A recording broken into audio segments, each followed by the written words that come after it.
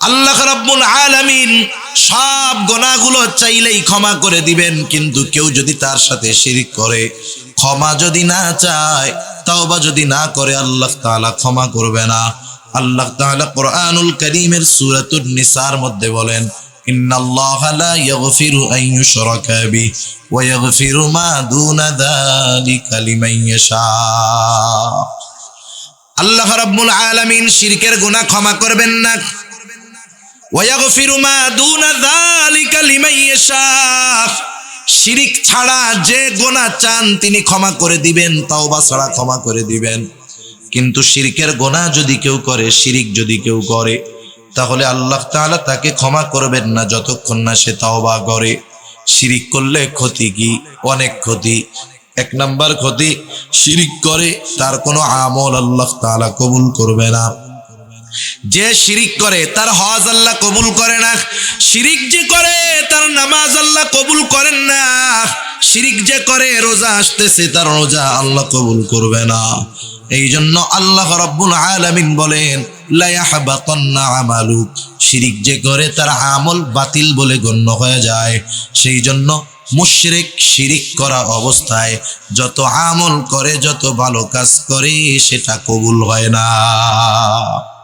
তাহলে চিন্তা করেন, এক নম্বরে কোন আমল তার কবুল হবে না। দুই নম্বর ক্ষতি বলেন, ফাকাদ হারামাল্লাহু আলাইহিল জান্নাহ, যে শিরকের সাথে লিপ্ত, তাওবা করলো না, তাওবা বিহীন দুনিয়া থেকে চলে গেল, আল্লাহ রাব্বুল আলামিন বলেন, ফাকাদ হারামাল্লাহু আলাইহিল জান্নাহ, আল্লাহ রাব্বুল আলামিন তার জন্য জান্নাতকে হারাম করে দিবে। তার মানে আমল কবুল হবে না, জান্নাতে যেতে পারবে না। শিরকের কারণে বেঈমান হয়ে অনন্তকাল তাকে জাহান্নামে থাকতে হবে। এখন বলেন, দুনিয়ার কোন ইমানদার বাবা চায় যে তার সন্তান জাহান্নামে যাক? কেউ চায়? কেউ চায় না। এজন্য এক নম্বরে আমরা আমাদের সন্তানদেরকে ঈমানের শিক্ষা দিব। এটা ঈমানের শিক্ষা। শিরিক থেকে সন্তানদেরকে বাঁচাবো, আল্লাহর সাথে পরিচয় করায় দিব, আল্লাহর একত্ববাদের পরিচয় তাদেরকে শিখায় দিব। তাহলে কি হবে? আমি আপনি যদি বুড়া হই, ওর কানেকশন তো আল্লাহর সাথে। ও বুড়াকালে আমাদেরকে বৃদ্ধাশ্রমে দিবে না, মরার পরে কবরে শোয়া রাখার পরে আর খোঁজ খবর নিবে এমন নয়, নিবে না এমন নয়, বরং আল্লাহর সাথে পরিচয় হওয়ার কারণে দুনিয়ার যেই প্রান্তে ওই সন্তান থাকুক না কেন, আল্লাহ তাআলার কাছে সে তার মা বাবার জন্য দোয়া করবে। ঠিক কিনা বলে? এজন্য আমরা সন্তানদেরকে আল্লাহর সাথে পরিচয় করায় দিব, ঈমানের শিক্ষা দিব।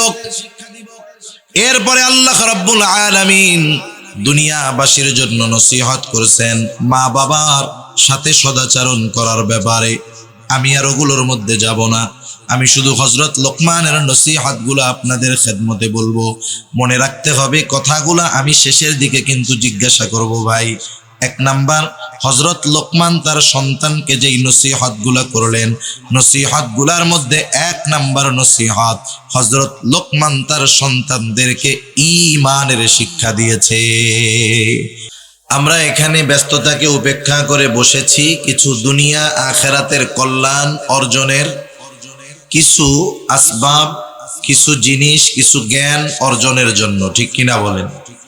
বলেন তো, ওষুধ যদি মিষ্টি হয় কিন্তু ওই ওষুধে কোনো উপকার না থাকে, ওই ওষুধ মিষ্টি লাগতে পারে কিন্তু ওই ওষুধের দ্বারা কোনো উপকার হবে না। ওষুধ যদি তিতাও হয় কিন্তু ওই ওষুধের দ্বারা যদি আমার কল্যাণ হয়, উপকার হয়, ওই তিতা ওষুধ আমাদের জন্য উপকারী। ঠিক কিনা বলেন? সেজন্য গ্রামের ভাষায় অনেক সময় বলে, জাতের মেয়ে কালো ভালো, নদীর পানি ঘোলাও ভালো। তা যাই হোক, আমরা কিছু উপকারী কথা শুনবো। আল্লাহ সুবহানাহু ওয়া তাআলা সে কথাগুলো আমাকে, আমাদের সকলকে আমলে পরিণত করার তৌফিক দান করুন। সম্মানিত উপস্থিতি, আল্লাহ সুবহানাহু ওয়া তাআলা আমাদেরকে এ দুনিয়াতে অজস্র নিয়ামত দান করেছেন। আল্লাহ প্রদত্ত নিয়ামত সমূহের মধ্যে অন্যতম নিয়ামত হলো সন্তান। আল্লাহর পক্ষ থেকে যত নিয়ামত আমরা পেয়েছি, যারা বিবাহ করেছেন, করেন নাই বা করবেন, মনে রাখতে হবে আল্লাহ প্রদত্ত দামি নেয়ামত সমূহের মধ্যে অন্যতম একটি দামি নেয়ামত আমাদের সন্তান। এই সন্তানেরা শুধু দুনিয়ার কাজে লাগে তা নয়, এই সন্তানেরা আমরা যদি তাদের একটু যথাযথ পরিচর্যা করতে পারি, যত্ন নিতে পারি, আমাদের এই সন্তানেরা দুনিয়া এবং আখিরাত উভয় জাহানে আমাদের জন্য সম্পদে পরিণত হবে। অনেক সময় অনেক মা বাবা চিন্তা করে যে আমার সন্তান কবে বড় হবে, লেখাপড়া কবে শেষ করবে, কর্মজীবনে কবে ঢুকবে, আর আমি বাড়িতে বসে বসে থাকবো, আমাকে ইনকাম করে খাওয়াবে। অনেক মা বাবা মনে করে আল্লাহ মনে হয় সন্তান এজন্যই দিয়েছে যে তুমি একে লালন পালন করবা, বড় বানাবা, ও ইনকাম শিখবে, তুমি বুড়া হবা, বাড়িতে পার উপরে পা তুলে শুধু খাবা। বলেন তো আল্লাহ তাআলা কি শুধুমাত্র এই জন্যই সন্তান দান করেছেন? না না, শুধু দুনিয়ার উপকার হাসিল করার জন্য আল্লাহ তাআলা সন্তান দান করেন নাই। এই সন্তানকে যদি আমরা যথাযথভাবে যত্ন নেই, এ সন্তান আমার আপনার জন্য দুনিয়া এবং আখিরাত উভয় জাহানে সম্পদে পরিণত হবে। আর সন্তানকে যদি উভয় জাহানের সম্পদে পরিণত করতে চাই, কোরআন এবং সুন্নাহর মধ্যে সন্তানদের লালন পালন, তাদের দায়িত্বের ব্যাপারে যে কথাগুলো আল্লাহ এবং তার রাসূল জানিয়েছেন, সেই অনুযায়ী আমাদের আমল করতে হবে, তাহলে সন্তান সম্পদে পরিণত হবে। এখন সন্তান যদি সম্পদে পরিণত হয়, লাভটা কি? আমি একটা দুইটা লাভের কথা বলে আমি যে আলোচনা করব ইনশাআল্লাহ ওইদিকে আমি যাব ইনশাআল্লাহ। আপনারা সজাগ আছেন তো? তাকবীর দেন, নারায়ে তাকবীর। আওয়াজ হয় নাই, নারায়ে তাকবীর। আরো জোরে, নারায়ে তাকবীর। মাশাআল্লাহ, একটু সজাগ থাকতে হবে আমাদের। তা যাই হোক, সন্তান যদি সম্পদ হয়, দুনিয়া আখিরাতে লাভ আছে। দুনিয়ার লাভ কি? আপনারা হয়তো অনেকে জেনে থাকবেন, দেখে থাকবেন যে দুনিয়াতে এমনও মানুষ আছে যার ৩-৪টা সন্তান, সবাই উচ্চ শিক্ষিত। উচ্চ শিক্ষিত সবাই, কেউ আমেরিকায় থাকে, কেউ কানাডায় থাকে, কেউ ইংল্যান্ডে থাকে। এই বাবা তার সারা জীবনের সব সম্পদ ব্যয় করে ৩ সন্তানকে লেখাপড়া শিখিয়েছেন। কিন্তু আফসোস, এই বাবা যখন বার্ধক্যে উপনীত হলেন, এই উচ্চ শিক্ষিত অনেক সম্পদের মালিক ৩ সন্তান মা বাবার খোঁজ খবরও নেয় না, মা বাবার ব্যাপারে তাদের কোনো টেক কেয়ার নাই। বরং এমনও হয় অনেক মা বাবার উচ্চ শিক্ষিত সন্তান থাকার পরেও ওই মা বাবার শেষ জীবন বৃদ্ধাশ্রমে কাটাতে হয়। আছে না নাই? আমি আপনাদের খেদমতে অনেক উদাহরণ দিতে পারবো, উপমা দিতে পারবো, যে 5টা সন্তান তিনি সারা জীবনের সব উপার্জন ব্যয় করে দুনিয়াবি লাইনে সর্বোচ্চ শিক্ষিত বানিয়েছেন। তার 5টা ছেলেই বিদেশে লেখাপড়া করে ডক্টরেট অর্জন করেছে। আফসোস, ওই লোকটাকে জীবনের শেষ সময়ে অসুস্থতার মাঝে ওষুধ না পেয়ে বৃদ্ধাশ্রমে তাকে কাটাতে হয়েছে। এখন বলেন, যেই বাবা এই সন্তানদের দুনিয়ার লাইনে উচ্চ শিক্ষিত করলো, অথচ দুনিয়াতেই ওই বাবা ওই সন্তানদের দ্বারা কোনো উপকার পায় নাই, তাহলে মরার পরে ওই সন্তানদের দ্বারা বাবা পরকালের উপকার পাবে, এটা কল্পনাও করা ভুল বিষয়। ঠিক কিনা বলেন?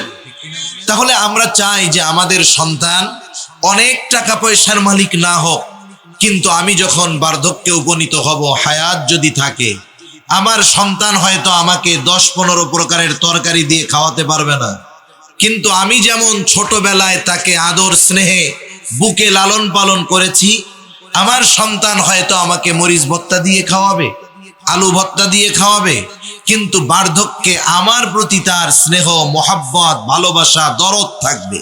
শুধু তাই না, প্রত্যেকটা বাবা যার মধ্যে ন্যূনতম ঈমান আছে, সে এই কথা চিন্তা করে, তার এটা চাওয়া, তার এটা আশা যে আমি মারা যাওয়ার পর আমার সন্তানেরা জানি আল্লাহ তাআলার কাছে আমার ক্ষমার জন্য দোয়া করে। এটা প্রত্যেকটা বাবা চায় কি চায় না? কিন্তু আমরা যা চাই সেই অনুযায়ী আমরা আমাদের সন্তানদেরকে প্রস্তুত করি না।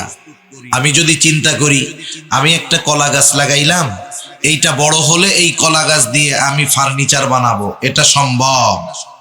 আমি যদি ফার্নিচার বানাতে চাই তাহলে আমাকে ফার্নিচার যেই কাঠে হয় সেই গাছ লাগাতে হবে। আমি যদি আমার সন্তানদের দ্বারা দুনিয়া আখিরাত উভয় জাহানে উপকৃত হতে চাই তাহলে সন্তানদেরকে সেইভাবে প্রস্তুত করতে হবে। কোনভাবে? যেভাবে আল্লাহ এবং তার রাসূল আমাদেরকে জানিয়েছেন। আজকে আমরা সন্তানদের সম্পদে পরিণত করার জন্য কি করণীয়, এই বিষয়ে সূরা লোকমানের 2য় রুকু থেকে কিছু আলোচনা করব। হযরত লোকমান উনি ওনার সন্তানদেরকে কিছু উপদেশ দিয়েছেন, যেই উপদেশগুলো আল্লাহ তাআলার কাছে এত পছন্দনীয় হয়েছে যে আল্লাহ সুবহানাহু ওয়া তাআলা কোরআনুল কারীমে সূরা লোকমান, লোকমানের নাম দিয়ে একটা সূরা নাজিল করে ওই সূরার মধ্যে আমরা যদি সন্তানদের সম্পদে পরিণত করতে চাই কোন ধরনের নসিহত উপদেশ করা প্রয়োজন, আল্লাহ সুবহানাহু ওয়া তাআলা হযরত লোকমানের নসিহত গুলো আমাদের কাছে ওহী হিসাবে প্রেরণ করেছেন। সুবহানাল্লাহ। এ কথা মোটামুটি বলা যায় যেই বাবা হযরত লোকমানের এই নসিহত গুলো তার সন্তানকে যথাযথভাবে করবে, তার সন্তান দুনিয়া আখিরাতে তার জন্য সম্পদে পরিণত হবে ইনশাআল্লাহ।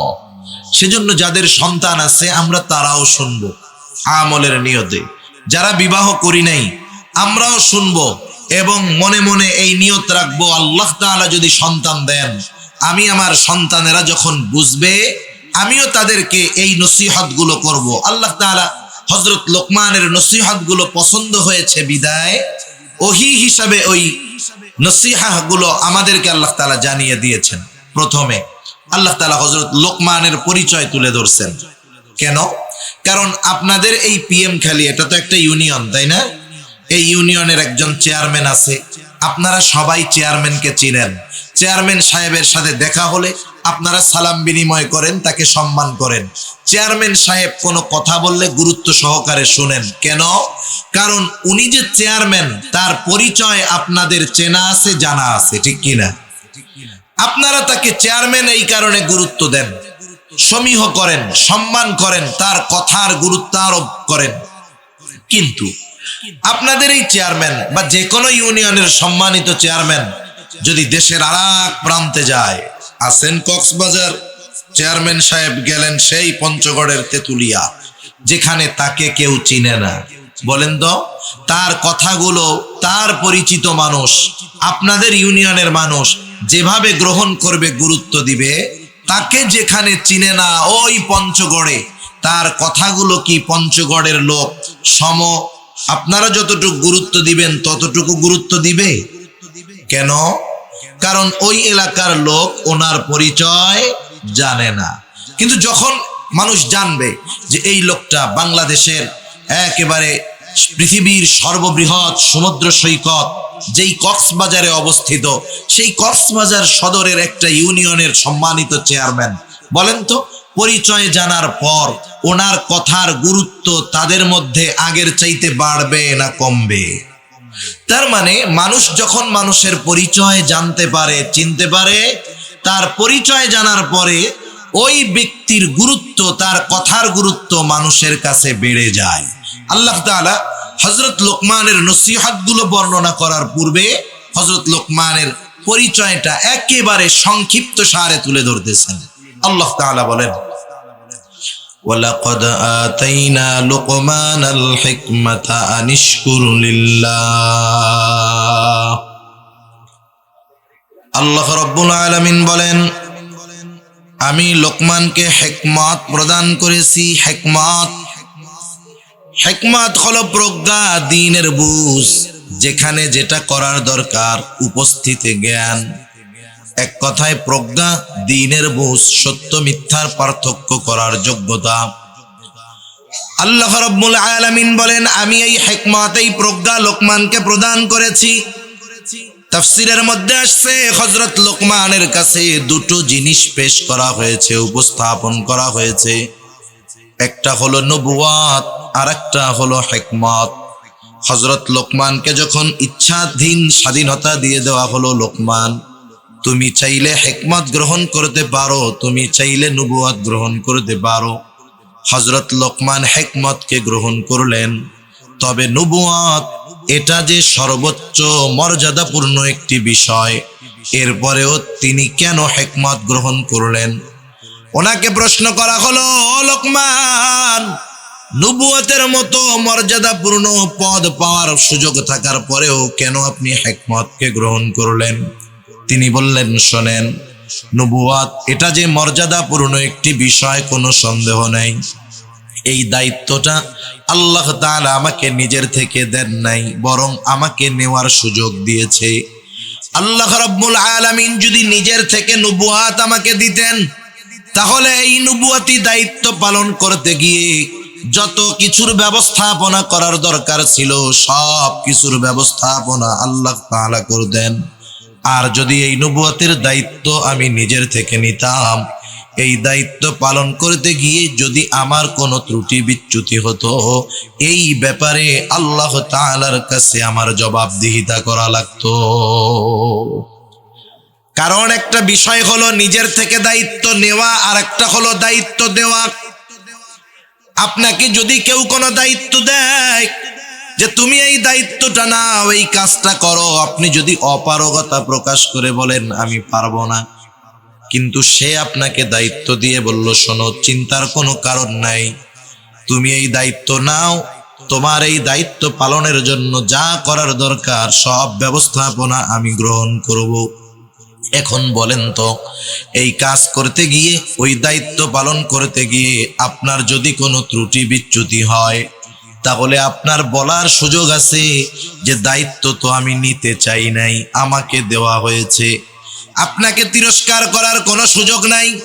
তবে ওই দায়িত্বটা যদি নিজের থেকে নেওয়া হয়, যদি বলা হয় এই কাজটা আমারে দাও, আমি পারি, আমি করব, নিজের থেকে দায়িত্ব নেওয়ার পর যদি কোনো ত্রুটি বিচ্যুতি হয়, তাহলে আমাকে আপনাকে তিরস্কার করা হবে। দায়িত্ব পালন করতে পারো না, দায়িত্ব নেওয়ার জন্য এত লাফাও কেন? ঠিক না? তাহলে দায়িত্ব দেওয়া আর নিজের থেকে নেওয়া এক বিষয় নয়। হযরত লোকমান বললেন, শোনো, আমাকে নবুয়ত দেওয়া হয় নাই, বরং নেওয়ার সুযোগ দেওয়া হয়েছে। এই জন্য আমি নবুয়ত গ্রহণ করি নাই, হিকমত গ্রহণ করেছি। আল্লাহ রাব্বুল আলামিন সেই কথাই বলেন, আমি হযরত লোকমানকে হিকমত প্রদান করেছি, হিকমত। আর এই হিকমত এটাও কিন্তু নিয়ামত। পরিপূর্ণ দ্বীনের বুঝ এটা কিন্তু নিয়ামত। জ্ঞান এটাও নিয়ামত। সত্য মিথ্যার পার্থক্য করার যোগ্যতা এটাও নিয়ামত। এই জন্য আল্লাহ রাব্বুল আলামিন বললেন, আমি লোকমানকে হিকমত নামক নিয়ামত দান করেছি। কেন? এই নিয়ামত পেয়ে সে যেন আনিশকুরু লিল্লাহ, সে যেন আল্লাহর শুকরিয়া আদায় করে। তার মানে প্রথম শিক্ষা আমাদের জন্য, আমরা যখন আল্লাহর তরফ থেকে কোনো নিয়ামত পাবো, ওই নিয়ামত পাবার পর শুকরিয়া আদায় করব কার? হযরত লোকমানের কথা কাজ সব কিছুর মধ্যে প্রজ্ঞার ছোঁয়া পাওয়া যাইত, হিকমতের ছোঁয়া পাওয়া যাইত। হযরত লোকমান কেমন প্রজ্ঞাবান ব্যক্তি ছিলেন? জীবনের প্রথম সময় হযরত লোকমান তিনি ছাগল চড়াইতেন। একদিন ছাগলের মালিক এসে বলতেছে, লোকমান, তুমি আমার জন্য একটা ছাগল জবাই করবা, আর এই ছাগলের সবচাইতে সুস্বাদু জায়গার গোশত আমার সামনে হাজির করবা। হযরত লোকমান মালিকের নির্দেশে একটা ছাগল জবাই করলেন। এইবার ছাগল জবাই করে ছাগলের কলিজা, হৃৎপিণ্ড আর জিহ্বার গোশত মালিকের সামনে হাজির করলেন। মালিককে বললেন, মালিক, এই দুই জায়গার গোশত সবচেয়ে উৎকৃষ্ট গোশত। এবার মালিক বললেন, লোকমান, আর একটা ছাগল তুমি জবাই করো, এইবার আমার জন্য সবচাইতে নিকৃষ্ট জায়গার গোশত আনবা। হযরত লোকমান আর একটা ছাগল জবাই করবার পর আবার হৃৎপিণ্ড আর জিহ্বা নিয়ে হাজির।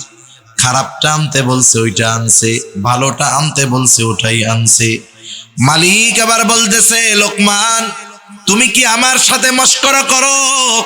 হযরত লোকমান এবার বললেন, ও মালিক, এই দুইটা জিনিস যদি কারো ভালো হয়ে যায়, কারো অন্তর আর জবান জিহ্বা যদি ভালো হয়ে যায়, সে সর্ব উৎকৃষ্ট পরিণত হয়ে যায়। আর যার এই দুইটা জিনিস খারাপ হয়ে যায়, সে সবচাইতে নিকৃষ্ট হয়ে যায়। এজন্য মানুষও যদি সর্ব উৎকৃষ্ট হতে চায়, তার অন্তর আর জবানকে পরিশুদ্ধ করতে হবে, ঠিক কিনা বলেন? মানুষের চেহারা যত সুন্দর হোক, যত সম্পদের মালিক সে হোক না কেন, যার অন্তর আর জবান খারাপ, ও উচ্চবংশীয় হতে পারে, দেখতে সুন্দর হতে পারে, কিন্তু সে সর্বনিকৃষ্ট একজন ব্যক্তি, ঠিক কিনা বলেন? এজন্য হযরত লোকমানের কথা কর্মের ভিতরে এরকম হিকমত পাওয়া যাইত। আল্লাহ রাব্বুল আলামিন এরপরে বলতেছেন, ওমাই ইয়াশকুর ফাইন্নামা ইয়াশকুরু লিনাফসিহি, যে আল্লাহর নিয়ামতের শুকরিয়া আদায় করে সে সেটা নিজের জন্যই করে।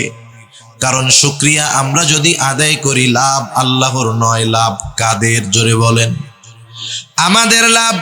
এই কথাই আল্লাহ তাআলা বলেন, ওয়ামাই ইয়াশকুর ফাইন্নামা ইয়াশকুরু লিনাফসিহি, যে আল্লাহর কৃতজ্ঞতা প্রকাশ করে সে সেটা নিজের জন্যই করে। কারণ আমরা যদি নিয়ামতের শুকরিয়া আদায় করি, আমাদের সকল নিয়ামত যিনি বাড়ায়া দিবেন তিনি কে? আল্লাহ রাব্বুল আলামিন আরেক জায়গায় বলেন, লাইন শাকারতুম লাযীদান্নাকুম ওয়া লাইন কাফারতুম ইন্না আযাবি লাশাদীদ।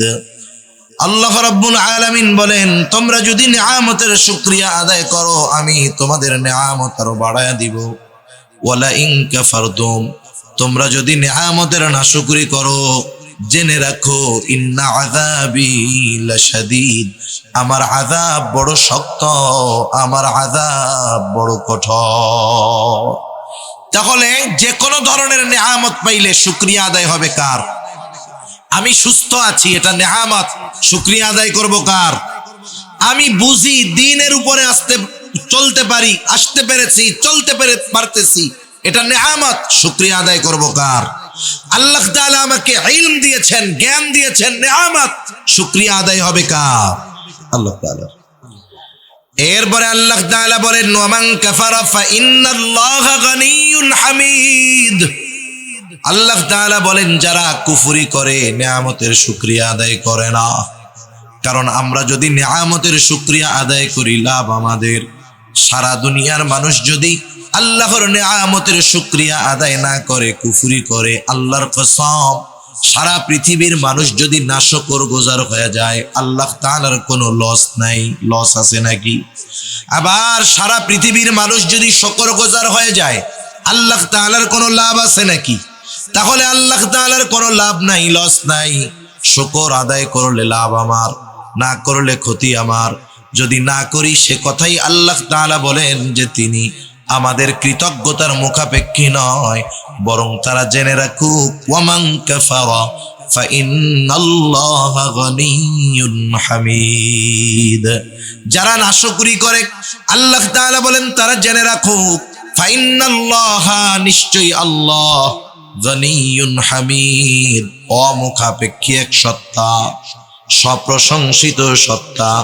এই জন্য শুকরিয়া যদি আদায় করি, লাভ আমাদের। এই আয়াতের মধ্যে মূল মেসেজটা কি, মূল খবরটা কি? আল্লাহ তাআলা আমাদেরকে মূলত এই বিষয়টা জানাতে চান যে হযরত লোকমান একজন শুকরগুজার বান্দা ছিলেন। হযরত লোকমান শুকরগুজার বান্দা ছিলেন। আমরা একজন মানুষের ব্যাপারে বলতে পারি উনি বড় আবেদ, উনি বড় শুকরগুজার বান্দা। আমরা বলতে পারি আমাদের দেখার দৃষ্টিকোণ থেকে আসলে উনি বড় আবেদ না উনি বড় শুকরগুজার বান্দা, এ খবর জানে কে? যেই আল্লাহর শুকরিয়া আমরা আদায় করব, সেই আল্লাহ বলতেছে যে হযরত লোকমান সে একজন শুকরগুজার বান্দা। এর দ্বারা হযরত লোকমান কতটা জ্ঞানী ছিলেন, কতটা গুরুত্বপূর্ণ ব্যক্তি ছিলেন, আল্লাহ তাআলা এটা আমাদেরকে জানিয়ে দিলেন। কথার কথা ধরেন, আপনাদের এমপি সাহেব আপনারা কেউ তাকে চিনেন না। এমপি সাহেবের সাথে একজন লোক ঘুরে, তাকে আপনারা কেউ চিনেন না। আপনাদের এমপি সাহেবকে তো সবাইকে চিনেন। মনে করেন উনি এখানে আসলেন, বসলেন, পাশে একজন অপরিচিত ব্যক্তি, হাজার হাজার মানুষ। তখন এমপি সাহেব যদি ওই অপরিচিত লোকটাকে পরিচয় করায় দেয় যে শুনেন, এই যে লোকটারে দেখতেছেন, লোকটা কিন্তু আমার খুব আস্থাভাজন ব্যক্তি, আমার খুব বিশ্বস্তের ব্যক্তি। বলেন তো, একটু আগে তো চিনতেন না। এমপি সাহেব যখন বলল যে আমার আস্থাভাজন ব্যক্তি, এরপর থেকে ওই লোকের কথার গুরুত্ব আপনাদের কাছে থাকবে নাকি থাকবে না? তার মানে এমপি সাহেব তার উপরে সন্তুষ্ট, বলতেছে যে আমার খুব কাছের মানুষ, আমার খুব বিশ্বস্ত ব্যক্তি। এখন ওই ব্যক্তির কদর, গুরুত্ব, তার কথার গুরুত্ব সব বেড়ে যাবে। যখন আল্লাহ তাআলা বললেন যে হযরত লোকমান আমার শুকরগুজার বান্দা, তাহলে ওই লোকমান, তার ব্যাপারে আগে জানি আর না জানি, তাকে চিনি আর না চিনি, যখন আল্লাহ তাআলা বললেন লোকমান আমার শুকরগুজার বান্দা, তার কথার গুরুত্ব দেওয়ার দরকার আছে না নাই? এইবার হযরত লোকমানের নসিহত গুলো আল্লাহ তাআলা আমাদেরকে জানাচ্ছেন। যদিও আমি দুটো আয়াত তিলাওয়াত করেছি, এরপরেও হযরত লোকমান এই রুকুর মধ্যে সন্তানদের যেই নসিহত গুলো করছেন সেগুলো আমি শুধু বলবো।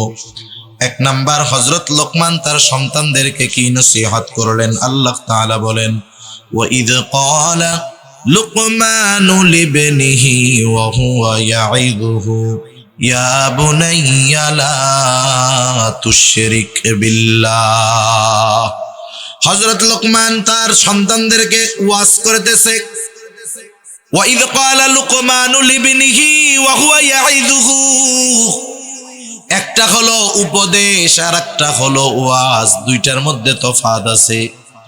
আপনি আমি যখন আপনার সন্তানকে ওয়াজ করতে চাই, নসিহত করতে চাই, নসিহতের ভাষা একরকম আর উপদেশের ভাষা আর এক রকম।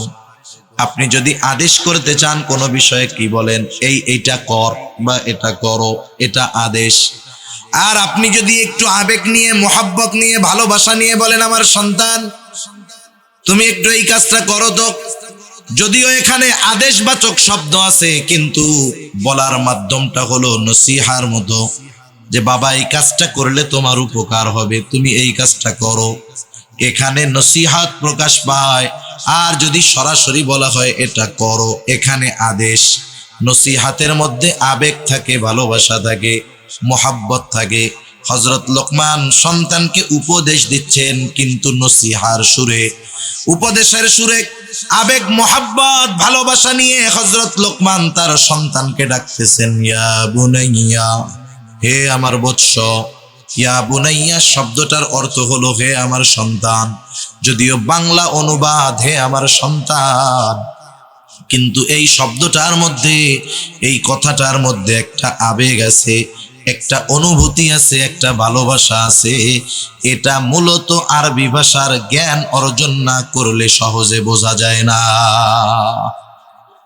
এই কথার মধ্যে যে একটা মাধুর্যতা আছে, আন্তরিকতা আছে, ভালোবাসা আছে, এটা শাব্দিক অনুবাদের মাধ্যমে বোঝা যায় না, এটা অন্তর দিয়ে অনুধাবন করার বিষয়। মনে করেন আপনার ছেলে খারাপ বন্ধুদের সাথে মিশে, কথার কথা, অথবা আপনার ভাই খারাপ বন্ধুদের সাথে মিশে, আপনি যদি তাকে সরাসরি আদেশ করেন, এই আগামীকাল থেকে ওদের সাথে আর মিশবি না, চলবি না, এটা এক ধরনের। আবার যদি আপনি চিন্তা করেন যে ছেলেটা মিশে কেমনে বলা যায়, এবার খানা দানা শেষ, আপনি আপনার ছেলেটাকে বললেন, বাবা আমি তোমার সাথে 5টা মিনিট কথা বলতে চাই, সময় হবে?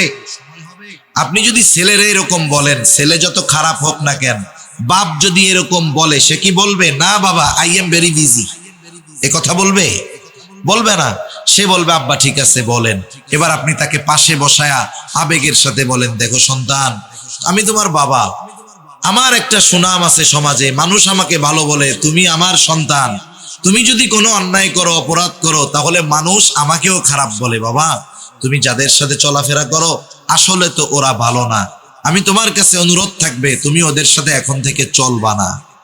একটু বলেন তো, আপনি যদি এইভাবে বলতেন যে ওদের সাথে আর চলবি না, আর ওইভাবে না বলে এভাবে একটু আবেগ ভালোবাসা নিয়ে যদি বলতেন যে বাবা ওদের সাথে তুমি আর চইলো না, তাহলে সন্তান আপনার আগের কথাটা হয়তো গ্রহণ করতো না, কিন্তু এই নসিহার সুরে বলার কারণে হয়তো সে চিন্তা করতো আব্বা কষ্ট পাইতেছে, ওই খারাপ ছেলেদের সাথে আর মেশা যাবে না। ঠিক কিনা বলেন? এখানেই ইয়া বুনাইয়া শব্দটার সারমর্ম গভীরতা লুকায় আছে। হযরত লোকমান খুব দরদ মাখা দিল নিয়ে সন্তানকে বলতেছে, লা তুশরিক বিল্লাহ, ও আমার বৎস, আমার সন্তান, আল্লাহ তাআলার সাথে শিরিক কইরো না। কেন শিরিক করবা না? ইন্নাশ শিরকা লাযুলমুন আযীম। শিরকের বিষয় নিয়ে আমি মূলত আলোচনা করব না, এটা আলাদা একটা বিষয়। কিন্তু শিরক এটা এক মহা জুলুম, মহা অন্যায়। কেউ যদি আল্লাহ তাআলার সাথে শিরিক করে, আল্লাহ তাআলা সবচাইতে বেশি বেজার হয়ে যায়। শিরকের বড় ক্ষতি, এক নাম্বার ক্ষতি, আল্লাহ রাব্বুল আলামিন সব গুনাহগুলো চাইলেই ক্ষমা করে দিবেন, কিন্তু কেউ যদি তার সাথে শিরিক করে, ক্ষমা যদি না চায়, তাওবা যদি না করে, আল্লাহ তাআলা ক্ষমা করবে না। আল্লাহ তাআলা কোরআনুল কারীমের সূরাতুন নিসার মধ্যে বলেন, ইন্নাল্লাহা লা ইয়াগফিরু আন ইউশরাকা বিহি ওয়া ইয়াগফিরু মা দুনা যালিকা লিমান ইয়াশা। আল্লাহ রাব্বুল আলামিন শিরকের গুনাহ ক্ষমা করবেন না। ওয়া ইয়াগফিরু মা দুনা যালিকা লিমান ইয়াশা। শিরিক ছাড়া যে গুনাহ চান তিনি ক্ষমা করে দিবেন, তাওবা ছাড়া ক্ষমা করে দিবেন। কিন্তু শিরকের গুনাহ যদি কেউ করে, শিরিক যদি কেউ করে, তাহলে আল্লাহ তাআলা তাকে ক্ষমা করবেন না যতক্ষণ না সে তাওবা করে। শিরিক করলে ক্ষতি কি? অনেক ক্ষতি। এক নাম্বার ক্ষতি, শিরিক করে তার কোনো আমল আল্লাহ তাআলা কবুল করবে না। যে শিরিক করে তার হজ আল্লাহ কবুল করে না। শিরিক যে করে তার নামাজ আল্লাহ কবুল করেন না। শিরিক যে করে রোজা আসতেছে, তার রোজা আল্লাহ কবুল করবে না। এই জন্য আল্লাহ রাব্বুল আলামিন বলেন, লা ইয়াহবাতান্না আমালুক। শিরিক যে করে তার আমল বাতিল বলে গণ্য হয়ে যায়। সেই জন্য মুশরিক শিরিক করা অবস্থায় যত আমল করে, যত ভালো কাজ করে, সেটা কবুল হয় না। তাহলে চিন্তা করেন, এক নম্বরে কোন আমল তার কবুল হবে না। দুই নম্বর ক্ষতি বলেন, ফাকাদ হারামাল্লাহু আলাইহিল জান্নাহ। যে শিরিকের সাথে লিপ্ত, তাওবা করলো না, তাওবা বিহীন দুনিয়া থেকে চলে গেল, আল্লাহ রাব্বুল আলামিন বলেন, ফাকাদ হারামাল্লাহু আলাইহিল জান্নাহ। আল্লাহ রাব্বুল আলামিন তার জন্য জান্নাতকে হারাম করে দিবে। তার মানে আমল কবুল হবে না, জান্নাতে যেতে পারবে না। শিরকের কারণে বেঈমান হয়ে অনন্তকাল তাকে জাহান্নামে থাকতে হবে। এখন বলেন, দুনিয়ার কোন ইমানদার বাবা চায় যে তার সন্তান জাহান্নামে যাক? কেউ চায়? কেউ চায় না। এজন্য এক নম্বরে আমরা আমাদের সন্তানদেরকে ঈমানের শিক্ষা দিব। এটা ঈমানের শিক্ষা। শিরিক থেকে সন্তানদেরকে বাঁচাবো, আল্লাহর সাথে পরিচয় করায় দিব, আল্লাহর একত্ববাদের পরিচয় তাদেরকে শিখায় দিব। তাহলে কি হবে? আমি আপনি যদি বুড়া হই, ওর কানেকশন তো আল্লাহর সাথে। ও বুড়াকালে আমাদেরকে বৃদ্ধাশ্রমে দিবে না, মরার পরে কবরে শোয়া রাখার পরে আর খোঁজ খবরে নিবে এমন নয়, নিবে না এমন নয়, বরং আল্লাহর সাথে পরিচয় হওয়ার কারণে দুনিয়ার যেই প্রান্তে ওই সন্তান থাকুক না কেন, আল্লাহ তাআলার কাছে সে তার মা বাবার জন্য দোয়া করবে। ঠিক কিনা বলে? এজন্য আমরা সন্তানদেরকে আল্লাহর সাথে পরিচয় করায় দিব, ঈমানের শিক্ষা দিব। এরপরে আল্লাহ রাব্বুল আলামিন দুনিয়াবাসীর জন্য নসিহত করেছেন মা বাবার সাথে সদাচরণ করার ব্যাপারে। আমি আর ওগুলোর মধ্যে যাব না, আমি শুধু হযরত লোকমানের নসিহতগুলো আপনাদের খেদমতে বলবো। মনে রাখতে হবে কথাগুলো আমি শেষের দিকে কিন্তু জিজ্ঞাসা করব। ভাই, এক নাম্বার, হযরত লোকমান তার সন্তানকে যেই নসিহতগুলো করলেন, নসিহতগুলোর মধ্যে এক নাম্বার নসিহত, হযরত লোকমান তার সন্তানদেরকে ঈমানের শিক্ষা দিয়েছে। এক নাম্বার শিক্ষা কিসের শিক্ষা? জোরে বলেন, কিসের শিক্ষা? ঈমানের শিক্ষা। এই শিক্ষা দ্বারা কি করলো? ছেলেকে অনন্তকাল, তার সন্তানকে অনন্তকাল জাহান্নাম থেকে বাঁচার শিক্ষা বাবা প্রথমে সন্তানকে দিলেন। দ্বিতীয় শিক্ষা কি দিলেন? আমলের শিক্ষা। কিসের শিক্ষা? হযরত লোকমান এবার সন্তানকে বলতেছে, ইয়া বুনাইয়া, এবার শিক্ষা দিচ্ছেন হযরত লোকমান সন্তানকে এবার শিক্ষা দিচ্ছেন আল্লাহ তাআলার কতটা সূক্ষ্ম, কতটা জ্ঞান, কতটা ইলম। আল্লাহর সম্যক পরিচয় সন্তানের সামনে তুলে ধরতেছেন হযরত লোকমান। হযরত লোকমান এবার সন্তানকে বলেন, ইয়া বুনাইয়া ইন্নাহা ইন তাকু মিসকালা হাববাতিন মিন খারদাল ফাতাকুন ফি সখরাতিন আও ফিস সামাওয়াতি আও ফিল আরদ ইয়াতি বিহাল্লাহ। হযরত লোকমান সন্তানকে বলতেছে, ও সন্তান, ইয়া বুনাইয়া ইন্নাহা, একটু খেয়াল দিয়া শুনবো, ইন্নাহা এই হা দ্বারা উদ্দেশ্য হলো আমল, কাজ। কোন কোন মুফাসসির বলেন এর দ্বারা উদ্দেশ্য হলো খারাপ কাজ, কোন কোন মুফাসসির বলেন এর দ্বারা উদ্দেশ্য হলো সকল ধরনের কাজ, ভালো কাজ আর মন্দ কাজ উভয়টা। আরবিতে কর্মকে বলা হয় আমল। কি বলে? আমল। মানুষ যখন ভালো কাজ করে আমরা কি বলি? যে লোকটা ভালো কাজ করছে, তাইলে ভালোটাও কাজ। আবার যখন মন্দ কাজ করে আমরা কি বলি? আরে ও খারাপ কাজ করে বেড়ায়, তাইলে খারাপটাও কাজ।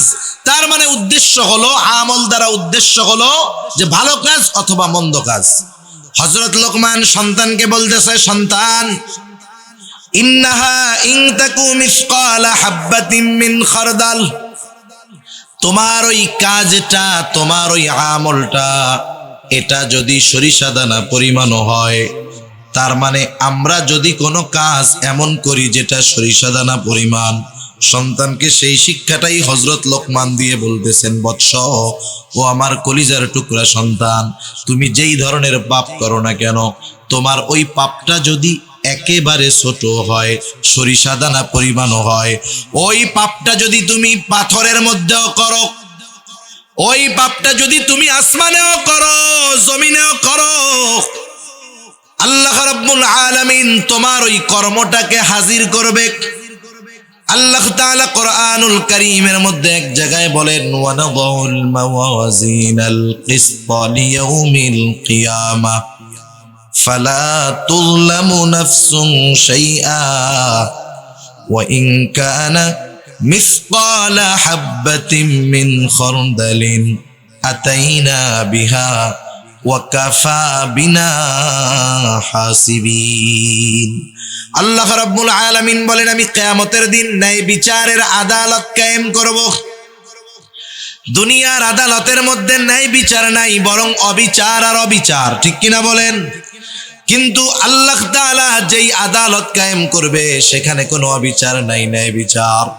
আল্লাহ তাআলা সেই জন্য বলেন, ফালা তুযলামু নাফসুন শাইআ, সেই দিন কারো প্রতি ন্যূনতম কোনো জুলুম করা হবে না।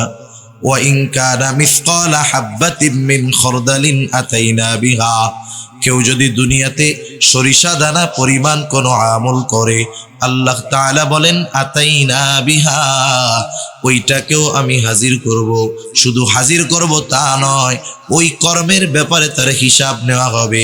আল্লাহ তাআলা বলেন, কাফা বিনা হাসিবিন, হিসাব নেওয়ার জন্য আমি আল্লাহই যথেষ্ট। এই কথাটাই সন্তানকে স্মরণ করায় দিচ্ছে, আমার সন্তান, আল্লাহ তাআলার পাওয়ার কেমন তুমি জানো, ক্ষমতা কেমন তুমি জানো। তুমি যদি দুনিয়ার মধ্যে কোনো আমল করো, ওই আমলটা যদি পাথরের মধ্যেও করো, এই আয়াতের তাফসীরে রাসূল আকরাম সাল্লাল্লাহু আলাইহি ওয়াসাল্লাম বলেন, হযরত আনাস রাদিয়াল্লাহু তাআলা আনহু থেকে বর্ণিত হাদিস, নবীজি বলেন, কোন ব্যক্তি যদি এমন পাথরের মধ্যে আমল করে যেই পাথরের কোনো দরজাও নাই, জানালাও নাই, দরজাও নাই, জানালাও নাই, এটা অসম্ভব, এরপরেও যদি কেউ ওই রকম পাথরের মধ্যে কোনো আমল করে যেই পাথরে প্রবেশ করার, বাহির হওয়ার কোনো জায়গা নেই, ওই পাথরের মধ্যেও যদি দুনিয়ার কোনো বান্দা সরিষা দানা পরিমাণ কোনো আমল করে, সেই আমলটাও কিয়ামতের দিন হাজির করবেন যিনি, তিনি কে? এর দ্বারা সন্তানকে কি বুঝাইতেছে লোকমান?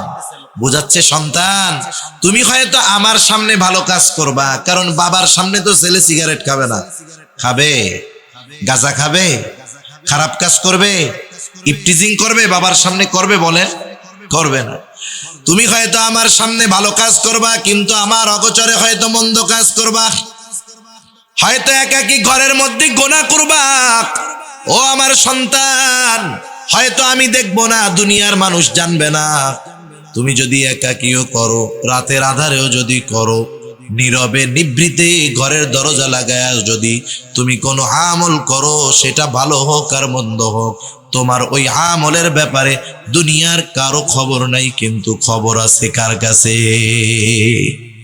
এই কথাই হযরত লোকমান বলেন, ও আমার সন্তান, তোমার ওই আমলটা সেটা যদি পাথরের মধ্যেও হয়, আসমানেও যদি করো, জমিনেও করো, ওই আমলটা আল্লাহ রাব্বুল আলামিন হাজির করবে। কেন করবে?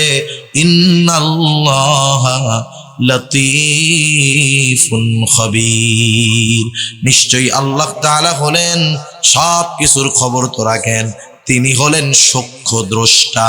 তার মানে দুনিয়ার মানুষ যেটা শুনতে পায় না, শুনে কে? দুনিয়ার মানুষ যেটা দেখতে পায় না, দেখে কে? এই কথা যদি আমি আপনি আমার আপনার সন্তানের মগজের মধ্যে ঢুকায়া দিতে পারি, চিন্তার মধ্যে ঢুকায়া দিতে পারি, তাহলে আশা করা যায় সন্তান যদি আমার আপনার সামনে নাও থাকে, সে যেখানেই যাক না কেন পাপ করবে না, গুনাহ করবে না। কারণ তার অন্তরের মধ্যে বিশ্বাস, আমি একাকীও যদি গুনাহ করি, দেখবে কে? তাহলে হযরত লোকমান দ্বিতীয়তে আল্লাহ রাব্বুল আলামিনের ক্ষমতা সম্পর্কে জানাইলেন। 3 নাম্বার, হযরত লোকমান তার সন্তানকে আমলের শিক্ষা দিচ্ছেন, আমলের শিক্ষা।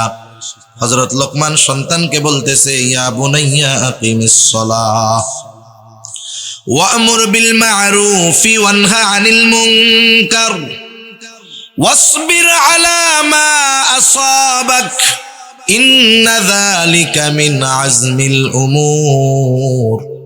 হযরত লোকমান তার সন্তানকে বলতেছে, হে আমার বৎস, নামাজ কায়েম করো। নামাজ হলো ঈমানের পরে সবচেয়ে গুরুত্বপূর্ণ আমল। হযরত লোকমান তার সন্তানকে নামাজের আদেশ দিচ্ছে। হাদিসের মধ্যে আসছে, আল্লাহ রাসূল সাল্লাল্লাহু আলাইহি ওয়াসাল্লাম বলেন, তোমরা তোমাদের সন্তানদের 7 বছর বয়স হলে নামাজের আদেশ দাও, আর 10 বছর বয়স হলে নামাজ না পড়লে প্রহার করো, আর বিছানাটা আলাদা করে দাও। নামাজের আদেশ কয় বছর বয়সে? 7। কয় বছর বয়সে? আপনাদের ঘুম আসতেছে? তাকবীর দেন, নারায়ে তাকবীর। আরে কি দেন, আপনাদের তো আরো জোশ বেশি হওয়ার কথা। নারায়ে তাকবীর। নাকি চিন্তা করতেছেন হুজুর আপনি একা করতেছেন ওয়াজ, এটা শুনবো কি? ওইদিকের থেকে তো আওয়াজ আছে, ওইটাও একটু শুনুন। 2 ওয়াজ একসাথে শোনার দরকার নাই, একটাই শুনেন। তাহলে দেখেন, ঈমানের পরে সবচাইতে গুরুত্বপূর্ণ কাজ হলো নামাজ। 7 বছর বয়স যখন হবে সন্তানের, নামাজের আদেশ দিতে হবে। নবীজি সাল্লাল্লাহু আলাইহি ওয়াসাল্লাম বলছে 10 বছর বয়স হলে নামাজ না পড়লে প্রহার করতে হবে। এখন বুঝে থাকলে বলেন, আপনি যদি কাউকে কোনো বিষয়ে আদেশ করতে চান, যেই বিষয়ে তার জানা নাই, ওই বিষয়ের কাজ বা তার অভিজ্ঞতা নাই, বলেন তো জানার পরেও আপনি যদি সেই কাজের ব্যাপারে তাকে আদেশ করেন, কাজটা ঠিক হবে? ঠিক হবে না। আপনার ছেলে, আপনার সন্তান যেই কাজটা পারে না, আপনি তাকে যেটা শেখান নাই, সেই কাজের ব্যাপারে তাকে যদি আদেশ করেন, এটা তার উপরে জুলুম করা হবে। তাহলে যে কোনো জিনিস আদেশ করার জন্য যাকে আদেশ করা হবে তাকে আগে শেখাতে হয়, অভ্যাস করাতে হয়। এখন বলেন, 7 বছরে যদি সন্তানকে নামাজের আদেশ দিতে হয়, নামাজ শেখাতে হবে 7 বছরের পরে না আগে? আরো অনেক আগের থেকে শেখাতে হবে। তার মানে আপনি তাকে 5 বছর থেকে কমপক্ষে নামাজে অভ্যস্ত করবেন। মাঝে মধ্যে মসজিদে নিয়ে যাবেন, মাঝে মধ্যে সুন্নাত নফল নামাজ ঘরে পড়বেন। ছোট বাচ্চা, 2 বছরের বাচ্চাও যদি হয়, কোনো বাবা যদি ঘরে নামাজ পড়ে সুন্নাত নামাজ, ওই বাচ্চা 2 বছরের বাচ্চা হলেও দেখবেন বাবার সাথে দাদার সাথে আইসা রুকু দেয়, সেজদা দেয়। তার পরনে কোনো কিছু না থাকুক, মাথার মধ্যে একটা টুপি লাগায়া সেও নামাজের মতো অভিনয় করে। ঠিক কিনা বলেন? আপনি যখন এই সুন্নাত পড়লেন ঘরে, কারণ আমাদের মা বোনেরা সাধারণত ঘরের কোণে নামাজ পড়েন, নিরিবিলি জায়গায় যেখানে আলো কম। কিন্তু কোনো পুরুষ যখন ঘরে নামাজ পড়ে ঘরের কোণায় যায় না, সে বারান্দায় নামাজ পড়ে, খোলা জায়গায় পড়ে। আপনি যখন সুন্নাত নামাজটা ঘরে পড়বেন, নফল নামাজটা ঘরে পড়বেন, আপনার সন্তান, আপনার ভাতিজা, আপনার ভাগ্নে, আপনার নাতি, সে এসে আপনার পাশে নামাজের অভিনয় করবে, সে নামাজে অভ্যস্ত হবে। কারণ বড়রা যেই কাজটা করে ছোটরা দেখে শুনে আর মনে করে ওটাই মনে হয় ভালো, ঠিক না? দেখবেন এটা বাচ্চাদের অভ্যাস। এইবার আরেকটু বড় যখন হলো, 3 বছর 4 বছর বয়স, 4 সাড়ে 4 বছর বয়স, এখন সে ভালো মন্দ বলতে পারে, প্রস্রাব পায়খানা আসলে বলতে পারে। 5 বছর বয়স হয়ে গেছে, এখন আপনি তাকে নিয়ে মসজিদে যাবেন, এটা হবে তার অভ্যাস। 5 বছরের বাচ্চা মসজিদে প্রস্রাব পায়খানা করবে না। প্রস্রাব পায়খানা করলে আব্বাকে ডাকবে, বলবে। আমাদের সমাজে এই বিষয়টা নাই। ছোটদেরকে মসজিদে নেওয়ার অভ্যাস না করার কারণে ওই ছোট ছেলেটা যখন বড় হয়, ওর 2 পা ধরেও ওকে মসজিদে নেওয়া যায় না। আরব দেশে দেখেন না, ছোট ছোট বাচ্চাদের অনেক দূর থেকে গাড়িতে করে আব্বা নামাজ পড়তে নিয়ে এসে মসজিদে এনে ছেড়া দেয়। নামাজ ফরজ হয় নাই, তাতে কি? ওকে নামাজ শিখতে হবে না? ও বড় হলে এক সময় ফরজ হবে না? ওর নামাজ ফরজ হবে না ওর উপরে? কিন্তু আফসোস, আমাদের দেশের কিছু পাকা মানুষ আছে, এরা একটু ছোটরা মসজিদে আসলে একটু চেঁচামেচি করলে মানুষজন রাগ হয়। আরে নবীজি একদিন নামাজ পড়াইতেছেন, সম্ভবত মাগরিবের নামাজ অথবা আসরের নামাজ। রাসূলুল্লাহ সাল্লাল্লাহু আলাইহি ওয়াসাল্লাম সিজদায় গেলেন। ইমাম সিজদা থেকে উঠতে বিলম্ব হচ্ছে। সাহাবায়ে কেরাম ভাবলো মনে হয় সিজদার মধ্যে কোনো ওহী নাজিল হইতেছে। আর নবীজি সাল্লাল্লাহু আলাইহি ওয়াসাল্লাম যখন কোনো নতুন ওহী নাজিল হতো, সাথে সাথে উপস্থিত সাহাবারা যারা থাকতেন তাদের সামনে নবীজি তিলাওয়াত করতেন আর বলে দিতেন, এটা ওই সূরার অংশ, ওইটার সাথে যোগ করবা। রাসূলুল্লাহ সাল্লাল্লাহু আলাইহি ওয়াসাল্লাম নামাজ শেষ করলেন, সাহাবাদের দিকে ঘুরে বসলেন।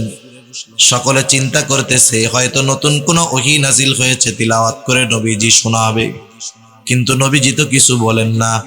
একজন উৎসুক সাহাবী নবীজিকে প্রশ্ন করলো, ইয়া রাসূলুল্লাহ, নামাজের ওই সিজদাটা অনেক দীর্ঘ করলেন, বিলম্ব করলেন, কোন ওহী নাজিল হয়েছিল নাকি?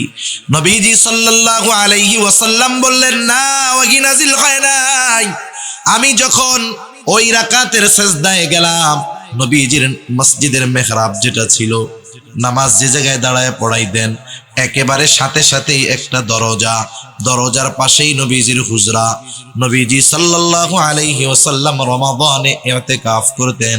আয়েশা সিদ্দিকা রাদিয়াল্লাহু তাআলা আনহা বলেন, নবীজি মসজিদে ইতিকাফে থাকতেন আর আমি হুজরার দরজা দিয়ে নবীজির মাথায় তেল দিয়ে দিতাম। তার মানে বুঝতে পারছেন, মসজিদ আর নবীজির হুজরাটা হলো একেবারে সাথে। নবীজি সিজদায় গেলেন। এইবার নবীজি বলেন, আমার নাতি হুসাইন, আমি যখন সিজদায় গেলাম আমার ঘাড়ের উপরে উঠে খেলা শুরু করে দিল। আমি দেখছি অনেক সময় বাসায় যখন কেউ নামাজ পড়ে, ছোট বাচ্চা ঘোড়ার মতো উপরে উঠে নাচে, ওঠে না? এবার মা কি করে, ধাক্কা দিয়া ফেলায় দেয়, মানে ওর সাথে কুস্তি করে। আরে ওইটা খেলুক না, কারণ ছোট বাচ্চাদের অভ্যাস হইলো ওরা এক কাজ অনেক সময় করে না। আপনি ছোট একটা বাচ্চাকে দিয়ে এক কাজ অনেক সময় করাতে পারবেন না। 2-3 মিনিট পর পর ওর খালি কাজ পরিবর্তন হয়। ও হয়তো 1 মিনিট আপনার সিজদার সময় ঘাড়ের উপরে ওইটা বসবে, যখন দেখবেন নড়াচড়া করে না, ও এমনি নেমে যাবে। তা আপনি সুবহানা রাব্বিয়াল আলাটা একটু বাড়ায়া পড়েন, অসুবিধা নেই তো? অসুবিধা আছে? কিন্তু কি করে, ধাক্কা দিয়া ফালায়া দেয় ছোট বাচ্চাকে। এ কাজ আমরা করব না। আমি নামাজের সিজদায় গেলাম, ছোট বাচ্চা ঘাড়ের উপরে উঠছে, যতক্ষণ থাকে থাক। আমি যখন বাসায় সুন্নাত পড়ি, আমার বাচ্চা এরকম ওঠে, ঘাড়ের উপরে উঠে ঝুলা থাকে, থাক ঝুলা, কতক্ষণ তুই থাকবি, থাক। এক সময় ও নাইমাই যায়। এজন্য আমরা যদি এখন বাসায় নামাজ পড়বো, ওরা যদি ঘাড়ের উপরে উঠে টুঠে, আমরা রাগ করবো না, ও থাক ওর মতো, 1 মিনিটের মধ্যে এমনি নাইমা যাবে। নবীজি সাল্লাল্লাহু আলাইহি ওয়াসাল্লাম বলেন, হুসাইন আয়েশা আমার ঘাড়ের উপরে উঠলো। নবীজিকে ঘোড়া বানায় খেলতো হুসাইন রাদিয়াল্লাহু তাআলা আনহু। নবীজির গায়রাত, ব্যক্তিত্ববোধ, এইরকম গায়রাত কারো ছিল না। কিন্তু নবীজি শিশুদের সাথেও মিশতেন। নবীজি ঘোড়া হইতেন। হাসান হুসাইন রাদিয়াল্লাহু তাআলা আনহুমা নবীজির পিঠের উপরে উইঠা ঘোড়া বানায় খেলতো। সাহাবায়ে কেরাম হুসাইন রাদিয়াল্লাহু তাআলা আনহুকে বলতো, তোমার ঘোড়াটা তো বেশ দামি ঘোড়া। নবীজিও মজা করতেন। এইবার ওই ছোট বাচ্চা বোঝে না, নানা সেজদায় গেছে, ঘাড়ের উপরে ওইটা ঘোড়া বানায় খেলা শুরু করছে। নবীজি বললেন, আমি চাইলাম না সে তার খেলার ব্যাপারে অতৃপ্ত থাক। সে যতক্ষণ না তৃপ্ত হলো, আমি আমার সেজদাটাকে প্রলম্ব করে দিলাম, দীর্ঘ করে দিলাম।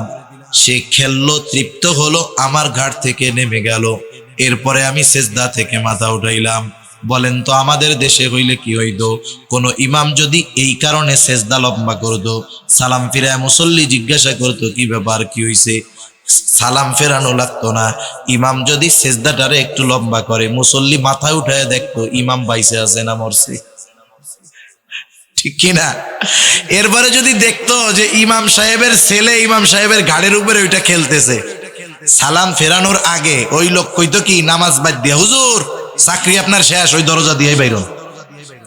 আমাদের দেশে তো ইমামের চাকরি যাইতে টাইম লাগে না। তো ইমাম নেওয়ার সময় কত শর্ত, কত যোগ্যতা দরকার, কিন্তু ইমামরে ডিলিট করার সময় মোবাইলের মেমোরির মতো চাপ দিলেই কুল্লু খালাস। হায় হায়, আপনারা শুনছেন না সম্প্রতিকালে একজন ইমামের দায়িত্ব কি? ইমাম হলো ওই সমাজের একজন নেতা। দুনিয়াবি লাইনের নেতা না মানেন, কিন্তু আপনাকে দ্বীনি লাইনের নেতা ইমামকে মানতেই হবে, ঠিক কিনা বলেন? ইমামের দায়িত্ব কি? ইমাম যখন দেখবে ওই সমাজে তার মহল্লার মধ্যে শরীয়ত বিরোধী কোনো কাজ হচ্ছে, ওই ইমাম তার দায়িত্বের কারণে বাধা প্রদান করবে, ঠিক কিনা বলেন? আমাদের বাংলাদেশের ফটিকছড়ি থানা চট্টগ্রামের এক ওনার এলাকার মধ্যে বিবাহ শাদীর মধ্যে ডিজে গান টান বাজাইয়া বিবাহর সময় ইমাম সাহেবরে ডাকতেছে, বিয়েটা পড়াই যান। ইমাম সাহেব যান নাই, একেবারে সঠিক কাজ করছেন উনি বিবাহ পড়ান নাই। এই রাগে ক্ষোভে ওই কমিটি ইমামকে বের করে দিয়েছে। বিবাহ হলো রাসূলের সুন্নাত, সুন্নাতের মধ্যে ওই ধরনের অপকর্ম থাকবে। একজন ইমাম যার মধ্যে ন্যূনতম দায়িত্ববোধ আছে, সে ওই বিবাহ পড়াবে না, এটাই বাস্তবতা, এবং উনি সঠিক কাজ করেছেন। ওরা মনে করতেছে ইমামকে আমি তাড়িয়ে দিলাম আর ইমাম এখন না খায়া মরবে। না না, ওই ইমামরে তো এদেশের কেউ চিনতো না। কেউ চিনতো? ওরা বাইর করে দিল, গোটা দেশের মানুষ এখন তাকে চিনবে। ওই জায়গায় যদি ওর 10,000 বেতন হয়ে থাকে, ইনশাআল্লাহ আরো বেশি সম্মানের জায়গায় আল্লাহ তাআলা তাকে নিবে, ঠিক কিনা বলেন? কারণ কেউ যদি সত্য কথা বলার কারণে কোথাও থেকে তাকে বের করে দেওয়া হয়, মনে করবেন ওই জায়গার যোগ্য সে নয়, এমন নয়, বরং ওই লোককে রাখার যোগ্যতা ওই জায়গার লোকজনের নাই। ইনশাআল্লাহ তার ভালো ব্যবস্থা হবে। তো যাই হোক, আমাদের দেশের ইমামদের চাকরি যাইতে টাইম লাগে না। এই কথা বললাম যে নবীজি নামাজের মধ্যে সেজদায় বিলম্ব করেছেন একজন শিশুর ইচ্ছাকে প্রাধান্য দিতে গিয়ে। আমাদের মসজিদে অনেক সময় বাচ্চারা যায়, অনেক মসজিদে একটু জিলাপি টিলাপি দেয়, মাঝে মধ্যে দেয় না? আপনাকে এলাকায় দেয় নাকি? কতজন টিটকারি মারে, দেখ নিজেও নিতে আইসে, কোলের ডারে লই আইস। খবরদার, এরকম আমরা বলবো না, লজ্জিত করবো না কাউকে। ছোট বাচ্চা একটু দৌড়াইতেছে মসজিদের মধ্যে, সালাম ফিরাইয়া ঘাড় ফুলাইয়া নাক ফুলাইয়া কি বলে, এই বের হয় এখান থেকে। আপনি যে আজকে ধমক দিলেন ওকে, ও তো মসজিদের মধ্যে একটু দৌড়াদৌড়ি করতেছে, তাতে কি? রাসূলুল্লাহ সাল্লাল্লাহু আলাইহি ওয়াসাল্লামের সময় মসজিদে নববীর ভিতরে হাবশী গোলামরা, ছোট ছোট বাচ্চারা তীর বর্ষা দিয়ে খেলা করতো। মসজিদের মধ্যে ছোট ছোট বাচ্চারা খেলতো। নবীজি সাল্লাল্লাহু আলাইহি ওয়াসাল্লাম আয়েশা সিদ্দিকা রাদিয়াল্লাহু তাআলা আনহাকে খেলা দেখাইতেন। মসজিদের চত্বরে খেলতো, ছোট বাচ্চারা মসজিদের মধ্যে দৌড়াদৌড়ি করতো। হায় হায়, তাতে অসুবিধা কি? আপনি যে ওকে ধমক দিলেন, ওর ভয় ভীতি যদি একবার অন্তরে গেঁথে যায়, পরবর্তীতে ওকে মসজিদে নিতে গেলে ও কি বলবে? না, যাবো না, ও জায়গায় যে পচা মানুষটা আছে, ধমক দিবে। মসজিদ হলো পৃথিবীর সবচাইতে নিরাপদ জায়গা। অনেকে আবার বলে যে বাচ্চারা চেঁচামেচি করলে খুশু থাকে না নামাজে। তাদেরকে বলবো, আপনার এই খুশু এটা যদি একজন বাচ্চার কথার আওয়াজে চইলা যায়, তাইলে জিহাদের ময়দানে যদি যাইতে হয়, সেখানে নামাজ আছে না নাই? নামাজ আছে না? নামাজ আছে। তাইলে পাশে একটা বোম ফুটলেই তো কাম 12টা বেজে যাবে। সেজন্য এসব টাল বাহানা আমরা করব না। ছোট বাচ্চাদের মসজিদে আনবো, 5 বছর থেকে আনবো, অভ্যস্ত বানাবো। ও যদি অভ্যস্ত হয়ে যায় 7 বছর বয়সে ওকে নামাজের জন্য আদেশ করা লাগবে না। আশা করা যায় ওই বাচ্চা 7 বছর বয়সে পাক্কা নামাজি হয়ে যাবে, ঠিক কিনা বলেন?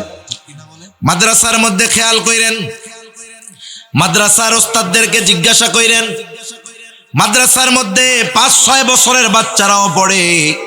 অনেক সময় 5-6 বছরের বাচ্চা নামাজ পড়তেছে, তাহাজ্জুদও পড়ে। ওর নামাজের দিকে তাকাইলে মনে হয় পাক্কা একজন নামাজি নামাজ পড়তেছে। এত সুন্দর ধীর স্থিরতার সাথে পড়ে। আমরাও চাই আমাদের সন্তানেরা নামাজি হোক। এই জন্য ছোট থাকতেই মসজিদে নেওয়ার অভ্যাস করব। তাহলে 7 বছর বয়সে ও পাক্কা নামাজি হয়ে যাবে। আর 10 বছর বয়স হলে ওকে তো আর পিটানো লাগবে না, কিছুই করা লাগবে না। ওই পর্যন্ত সে পাক্কা নামাজি হয়ে যাবে। ও নামাজ পড়বে, লাভ হবে ওর বাবার, কারণ ওর তো অ্যাকাউন্ট নাই। ওর অ্যাকাউন্ট আছে? ওর তো অ্যাকাউন্ট নাই। সন্তানের ওই ভালো কর্মের সব তার বাবার অ্যাকাউন্টে জমা হয়ে যাবে। সুবহানাল্লাহ। সেজন্য সন্তানদেরকে আমরা নামাজের আদেশ করব। সাথে সাথে যখন একটু বড় হবে সন্তানদেরকে তার দুনিয়ার দায়িত্ব বুঝাইয়া দিব যে সন্তান, এই দুনিয়াতে শুধু আমাদের চাকরি বাকরি কাজবাজ করা খাওয়া এটাই কাজ না, বরং আল্লাহ তাআলা আমাদেরকে শ্রেষ্ঠ উম্মত হিসাবে ঘোষণা দিয়েছেন। শ্রেষ্ঠ উম্মত হওয়ার জন্য কাজটাও কিন্তু শ্রেষ্ঠ কাজ। কাজ কি? এবার আমরা সন্তানদেরকে বলবো, জানায়া দিব, তা'মুরুনা বিল মা'রুফ ওয়া তানহাউনা আনিল মুনকার ওয়া তু'মিনুনা বিল্লাহ। আল্লাহ রাব্বুল আলামিন বলেন, কুনতুম খায়রা উম্মাহ উখরিজাত লিন-নাস, তোমরা হলে শ্রেষ্ঠ উম্মত, তোমাদেরকে মানুষের কল্যাণের জন্য বের করা হয়েছে। কোন কর্মের ভিত্তিতে তোমরা শ্রেষ্ঠ উম্মত? তা'মুরুনা বিল মা'রুফ ওয়া তানহাউনা আনিল মুনকার, ভালো কাজের আদেশ, অসৎ কাজের নিষেধ, এইটা করতে হবে। সাথে সাথে ঈমান থাকতে হবে। ঈমানদার ভালো কাজের আদেশ করে, অসৎ কাজের নিষেধ করে, এই লোকটাই হলো শ্রেষ্ঠ উম্মত। এবার হযরত লোকমান সেই কথাই বলতেছে, বৎস, নামাজ কায়েম করার পাশাপাশি আর একটা কাজ করবা, ওয়া'মুর বিল মা'রুফ ওয়ানহা আনিল মুনকার, ভালো কাজের আদেশ করবা, অসৎ কাজের নিষেধ করবা। এই কর্মটা ঈমানের সাথে সম্পৃক্ত কর্ম। কারণ নবীজি সাল্লাল্লাহু আলাইহি ওয়াসাল্লাম জানায় দেন, মান রাআ মিনকুম মুনকারা ফালইউগাইরহু বিয়াদিহি ফাইন লাম তাসতাতি' ফাবিলিসানিহি ফাইন লাম তাসতাতি' ফাবিকলবিহি ওয়া যালিকা আযআফুল ঈমান। অনেক সময় আমরা এটা মনে করি আমাদের কাজ হলো শুধু নামাজ রোজা করা, আর কোনো দায়িত্ব নাই। বাস্তবতা হলো প্রত্যেকটা ইমানদারের উপরে এই দায়িত্ব, ভালো কাজের আদেশ করা, অসৎ কাজের নিষেধ করা। বলেন, এ দায়িত্ব একজনের উপরে না সবার উপরে? কিন্তু সবার উপরে কাজটা সমানভাবে হবে না। কারণ আপনাদের এলাকার এমপি সাহেব যেই মন্দ কাজটা থামাতে পারবে, আপনি পারবেন? আমি পারবো? কারণ ওই পাওয়ার আল্লাহ আমারে দেয় নাই। এজন্য নবীজি সাল্লাল্লাহু আলাইহি ওয়াসাল্লাম হাদিসের মধ্যে আমাদেরকে জানিয়ে দিয়েছেন যে আমরা কোন পদ্ধতিতে ভালো কাজের আদেশ, অসৎ কাজের নিষেধ করব। ভালো কাজের কথা বলা যায়, কিন্তু অসৎ কাজ থেকে থামানো কঠিন। নবীজি এজন্য বলেন, যখন তোমাদের মধ্যে কেউ ভালো মন্দ কাজ দেখবে, মান রাআ মিনকুম মুনকারা, খারাপ কাজ দেখবে, তার ক্ষমতা আছে, পাওয়ার আছে, সে কি করবে? সে সেই কাজটাকে থামায়া দিবে। ফালইউগাইরহু বিয়াদিহি, সে শুধু থামায়া দিবে তা নয়, ওই মন্দ কাজের জায়গায় ভালো কাজ প্রতিষ্ঠিত করবে। একটা হলো থামায়া দেওয়া, আর একটা হলো ঘুরায়া দেওয়া। মানে আছে খারাপ কাজের দিক, ঘুরায়া ভালো কাজ করবে। এক জায়গায় গান হয়, যাত্রাপালা হয়, খারাপ অনুষ্ঠান হয়, পাওয়ার আছে, ক্ষমতা আছে, ওই কাজ বন্ধ করে ওই জায়গায় সে ভালো কাজ প্রতিষ্ঠিত করবে। এক সময় গান হইতো, এখন সে সেটারে ঘুরাইয়া দিনই একটা মজমার ব্যবস্থা করলো, তাফসীর মাহফিলের ব্যবস্থা করলো, ইসলামী সম্মেলনের ব্যবস্থা করলো। এজন্য যার ক্ষমতা আছে, পাওয়ার আছে, ইমানদার, সে যদি মন্দ কাজ দেখার পর, ক্ষমতা থাকার পরেও ওই কাজ থামিয়ে ভালো কাজ ওইখানে প্রতিষ্ঠিত না করে, তাহলে তার ঈমানের সমস্যা আছে। এখন ওই ক্ষমতা সবার নাই। এজন্য নবীজি বলেন ফাইল্লাম তাস্তাতিয়া ফাবিলিসানি, হাত দিয়ে বাধা দিতে গেলে জীবন নাশের আশঙ্কা।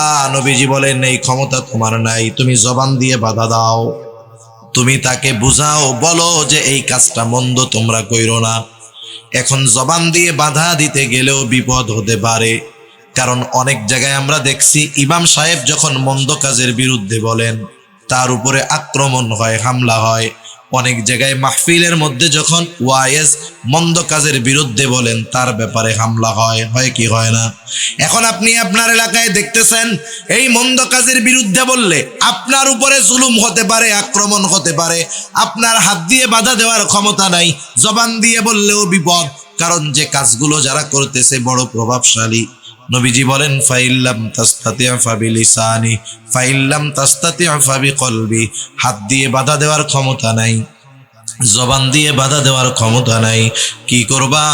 ওই কাজটাকে অন্তরে ঘৃণা করো, কারণ নবীজি সাল্লাল্লাহু আলাইহি ওয়াসাল্লাম জানায়া দিলেন ওয়াযালিকা আযআফুল ঈমান, ওই কাজ বাধা দেওয়ার ক্ষমতা নাই কিন্তু অন্তরে আমি ওই কাজের বিরোধী, এটাও ঈমান থাকবে তবে অল্প, কিন্তু বাধা না দিয়া যদি ওই কাজের সমর্থন আমি দেই, যেখানেই থাকি না কেন, তাহলে আমার ঈমান না থাকার আশঙ্কাই বেশি। সেজন্য যে কোনো কাজ, মন্দ কাজ, পাপের কাজ, এগুলো দেখলে বাধা দিতে না পারলে, মুখ দিয়ে বলতে না পারলে, কমপক্ষে অন্তরে ঘৃণা রাখবো, আল্লাহর কাছে বলবো আল্লাহ আমার তো বাধা দেওয়ার ক্ষমতা নাই, আমার তো বলার ক্ষমতা নাই, আমি দুর্বল মানুষ, আয় আল্লাহ আমি আপনার গোস্বা থেকে আশ্রয় চাই, আমার সাধ্য নাই, আমি তাদের এই কাজের সমর্থন করি না। কারণ মুফাসসিরিনে কেরাম লিখেন এক এলাকায় অপরাধ হইতেছে, মনে করেন এক জায়গায় অপরাধ হইতেছে, অপরাধের মধ্যে আপনার থাকা লাগতেছে, আপনি সেখানে আছেন ওই এলাকায়, কিন্তু বাধাও দিতে পারেন না, বলতেও পারেন না, কিন্তু তার অন্তরে যদি এইটা থাকে যে আমি এই কাজের সমর্থন করি না, এ কাজের কোনো সমর্থন আমার নাই, আল্লাহ তাআলার কাছে মাফ চাই, ওই এলাকায় থাকার পরেও সে কেমন যেন ওই কাজের সাথে সম্পৃক্ত ছিল না বলে গণ্য হবে।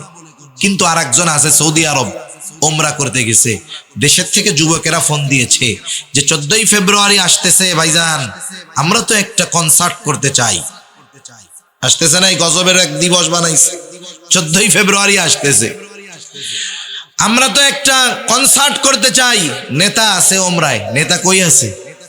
আরে জোরে বলেন না, কোথায় আছে? ওমরায় আছে। আপনি কি বলেন? উনি বলতেছে আমার তো ওমরা শেষ করে আসতে 20 তারিখ হবে, আচ্ছা তোমরা করো। এখন উনি 20 তারিখে আসলেন ওমরা কইরা, কত সুন্দর ওমরা কইরা আসছে, 14 তারিখে গানের অনুষ্ঠান হয়েছে, উনি কি গানের অনুষ্ঠানে ছিল? আরে জোরে বলেন না, ছিল। কিন্তু এই অনুষ্ঠানের সমর্থন কি ছিল ওনার? মুফাসসিরিনে কেরাম বলেন এই লোক শুধুমাত্র সমর্থন দেওয়ার কারণে ওই মজলিসে না থেকেও সে ওই পাপীদের অন্তর্ভুক্ত হয়ে যাবে। এজন্য দুনিয়াতে যখন কোনো অপরাধ সংগঠিত হয়, আমাদের সবার সমান পাওয়ার নাই, আমরা অনেক সময় ঠেকাইতে গেলে, বলতে গেলে বিপদ, যদি অক্ষমতা থাকে কমপক্ষে অন্তরে ওই কাজের বিরোধিতা যদি করি, ঈমানটা নিভু নিভু হলেও থাকবে। এজন্য হযরত লোকমান বললেন, সন্তান ওয়া'মুর বিল মা'রুফি ওয়ানহা আনিল মুনকার, ভালো কাজের আদেশ করো, অসৎ কাজের নিষেধ করো, ওয়াসবির আলা মা আসাবাক, ভালো কাজের আদেশ, অসৎ কাজের নিষেধ করতে গেলে বিপদ আপদ বালা মুসিবত আসতে পারে, ওয়াসবির আলা মা আসাবাক, এই কাজ করতে গিয়ে তোমার উপরে যদি কোনো মুসিবত আসে তুমি সবর করো, কেন? ইন্না যালিকা মিন আজমিল উমুর, কারণ আমার সন্তান এটা কিন্তু অনেক বড় কাজ। এরপরে হযরত লোকমান সন্তানকে সামাজিকতার শিক্ষা দিচ্ছেন। কিসের শিক্ষা? আরে বলেন না, কিসের শিক্ষা? মানুষের সাথে কিভাবে চলতে হবে, কিভাবে আচার আচরণ করতে হবে, হযরত লোকমান সন্তানকে শিক্ষা দিচ্ছেন। হযরত লোকমান সন্তানকে বলতেছেন ওয়ালা তুসাইর খাদ্দাকা লিন্নাস ওয়ালা তামশি ফিল আরদি মারহা, হযরত লোকমান সন্তানকে বলতেছে তুমি মানুষের থেকে মুখ ঘুরায়া কথা বইলো না, তার মানে অহংকারের সাথে মানুষের সাথে কথা বলো না। আল্লাহ রাব্বুল আলামিন কোরআনুল কারীমের ভিতরে অহংকারের পরিণতি বড় খারাপ জানায় দিয়েছেন। শুধু তাই না, নবীজি সাল্লাল্লাহু আলাইহি ওয়াসাল্লামও বলেন, লা ইয়াদখুলুল জান্নাতা মান কানা ফি কলবিহি মিসকালা হাববাতিন মিন কিবর। যার অন্তরের ভিতরে যারা পরিমাণ অহংকার থাকবে সে জান্নাতে প্রবেশ করবে না। কারণ অহংকার হলো ওই পাপ যা আসমান এবং জমিনের মধ্যে সর্বপ্রথম সংগঠিত হয়েছে, হিংসা আর অহংকার। আদম আলাইহিস সালামকে ইবলিস সিজদা না করার কারণ হলো হিংসা আর অহংকার। তাকাব্বুর, অহংকারের কারণে আদম আলাইহিস সালামকে সিজদা করে না ইবলিস, তার সব কিছু বাতিল হয়ে গেছে, চির লানত প্রাপ্ত হয়ে গেছে। সেজন্য অহংকার বড় খারাপ এক রোগ। আমরা অনেক সময় আমাদের সমাজে আছে একজন অনেক টাকা পয়সার মালিক, ধন দৌলত, গাড়ি বাড়ির অভাব নাই, সে তার গরিব মানুষ, আশেপাশের গরিব যারা অসহায় যারা, তাদেরকে তুচ্ছ তাচ্ছিল্য করে, আছে না নাই? অভাব নাই। যারা সম্পদওয়ালা তারাও সন্তানদের শিক্ষা দিবে, বাবা কোন সময় মানুষের সাথে খারাপ আচরণ করবা না। সে যত গরিব হোক, যত অসহায় হোক, যত নিম্ন শ্রেণীর হোক, ইসলামে শিক্ষা দেয় নাই। ইসলাম সম্পদ, সম্মান, বংশীয় মর্যাদার মাধ্যমে শ্রেষ্ঠত্ব নির্ধারণ করে নাই, বরং ইসলামে শ্রেষ্ঠত্ব তার বেশি যার তাকওয়া যত বেশি। ঠিক কিনা বলেন? এজন্য এই বিষয়গুলো খেয়াল রাখতে হবে। সন্তানদের শিক্ষা দিব যে টাকা পয়সা, গাড়ি বাড়ি, ধন দৌলত হইলেই গরিব মানুষকে কখনো তুচ্ছ তাচ্ছিল্য করবা না। হযরত লোকমান সন্তানকে সেই শিক্ষা দিলেন যে মানুষের সাথে অহংকার করবা না, নিজেরে বড় মনে করবা না, অপরকে ছোট মনে করবা না, সাথে সাথে কি করবা না, জমিনের উপরে দর্প ভরে তুমি পথ চলবা না। মানুষ দেখবেন বুক ফুলায়া রাস্তায় চলে, চলে না? কেন চলে জানেন? অহংকারের কারণে। জোরে জোরে পা ফালায়া চলে, অহংকারের কারণে। আল্লাহ তাআলা বলেন ওয়াকসিদ ফি মাশি, আল্লাহ রাব্বুল আলামিন বলেন যে তুমি উচ্চতায় কখনো পাহাড় সম হতে পারবা না, তুমি কখনো জমিনকে বিদীর্ণ করতে পারবা না। ওয়ালা তামশি ফিল আরদি মারহা ইন্নাকা লান তাখরিকাল আরদা ওয়া লান তাবলুগাল জিবালা তুলা। তুমি কখনো জোরে পা ফেলে মাটিকে ফাটাতে পারবা না, উচ্চতায় কখনো পাহাড় সম হতে পারবা না। সেজন্য অহংকার কইরা দর্প ভরে হাইটো না।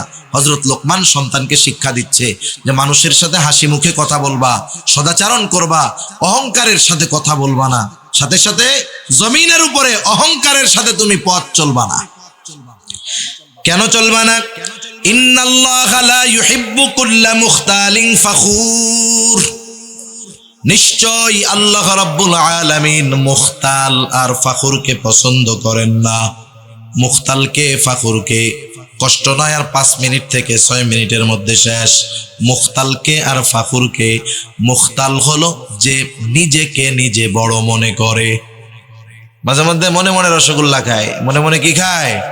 একা একা ভাবে আমি খুব ভালো আলেম, আমি খুব ভালো ওয়াইজ, আমি খুব ভালো যোগ্য ব্যক্তিত্ব, আমি খুব ভালো শিক্ষিত, একা একা ভাবে নিজের ব্যাপারে যে আমি খুব ভালো। এটা হলো মুখতাল।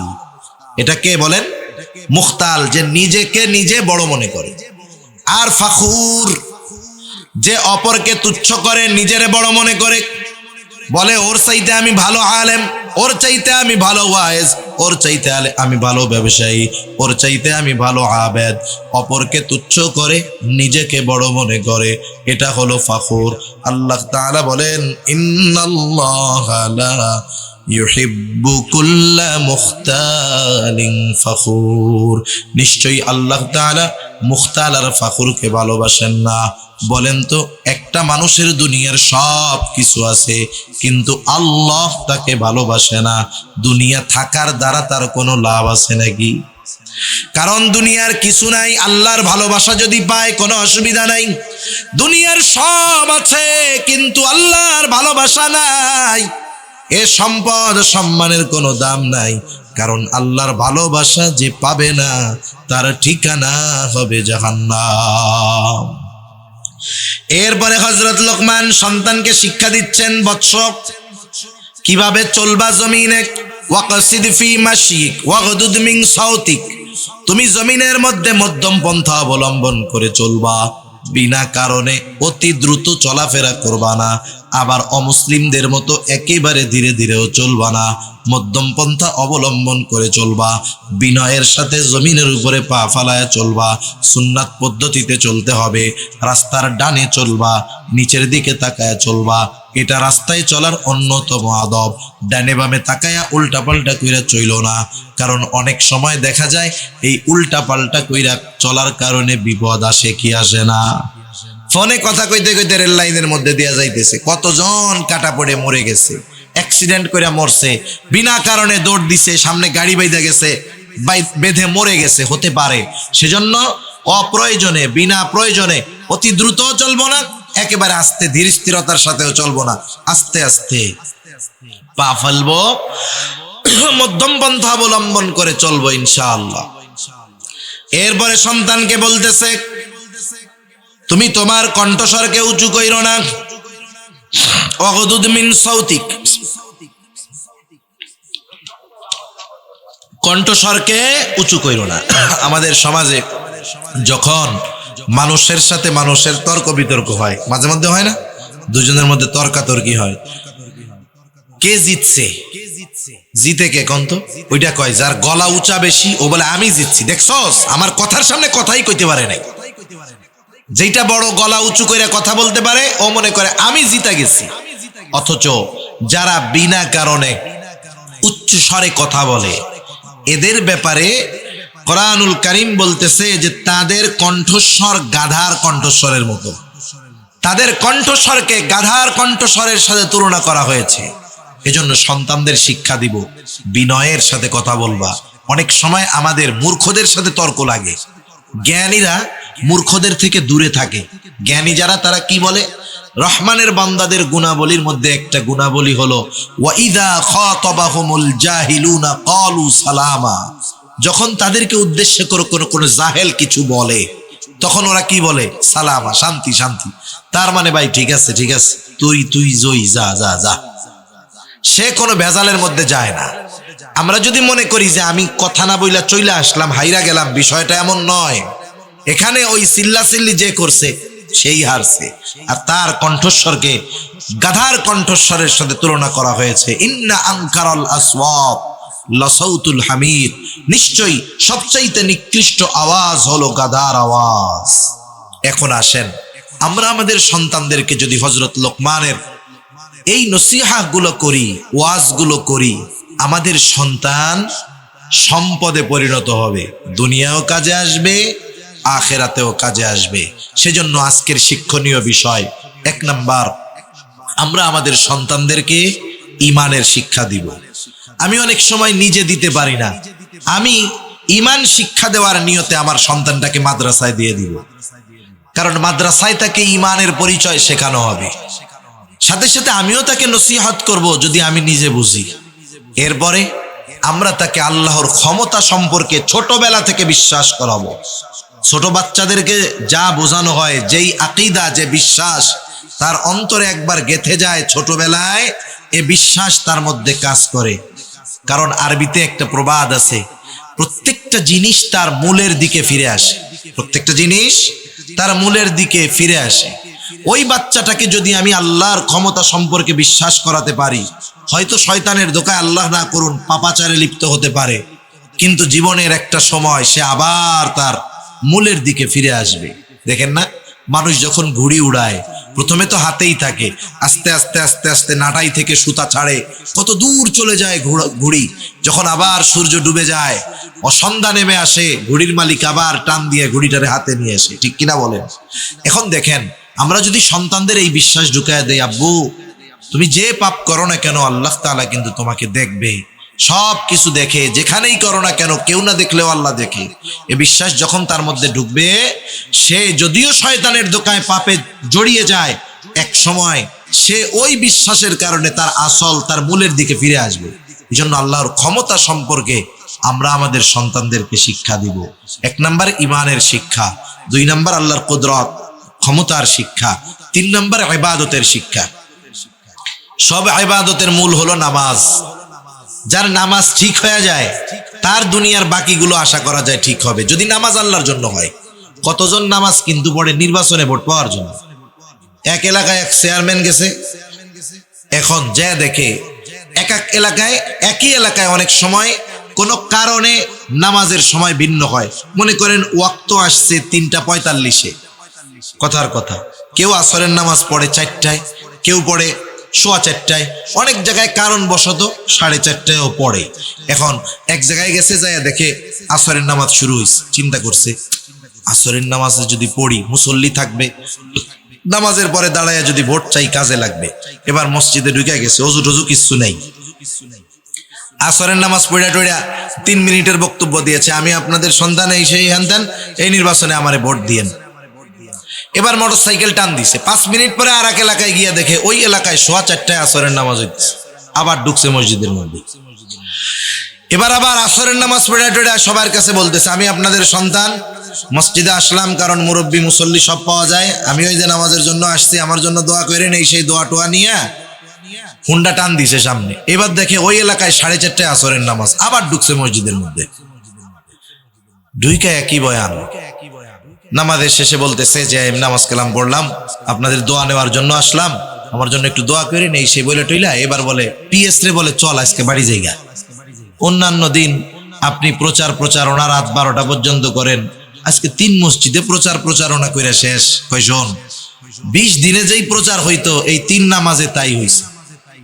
এখন পিএস তো বোঝে না, বলে বুঝলাম না, আপনি তো পশ্চিম দিকে উবুতইয়াও পড়েন না, তা আজকে 3 বার আসরের নামাজ পড়লেন নাকি বিগত জীবনের কাজা সহ আদায় শুরু করছেন? না রে, এটা তো আমার আসল নামাজ না, এটা হলো ভোটের নামাজ।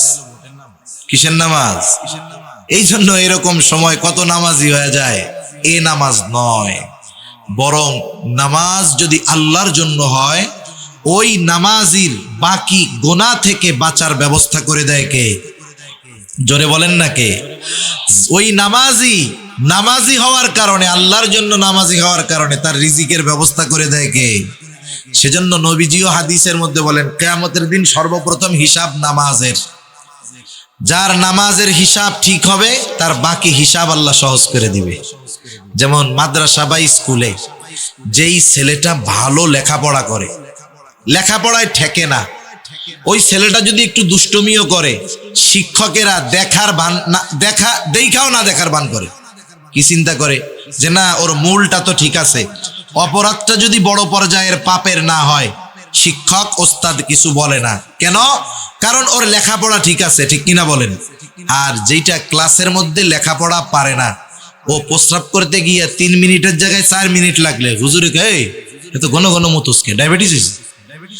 মানে দেখেন, ও পড়ালেখা পারে না বিদায় ওর ছোট বিষয়টাও চোখে পড়ে, আর ও পড়ালেখা পারে বিদায় বড় বড় বিষয়ও অনেক সময় ধরা হয় না, বাদ দিয়ে দেওয়া হয়। সেজন্য কিয়ামতের দিন যে নামাজের হিসাবটা সহজভাবে দিবে, তার বাকি হিসাবগুলো সহজ করবেন কে?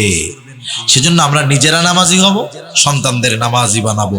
ইবাদতের শিক্ষা, প্রথম ঈমানের শিক্ষা, আল্লাহর ক্ষমতার শিক্ষা, ইবাদতের শিক্ষা, এরপরে সামাজিকতার শিক্ষা, মানুষের সাথে কেমন ভাবে চালচলন হবে, এই 4 ধরনের শিক্ষা হযরত লোকমান তার সন্তানকে দিয়েছেন।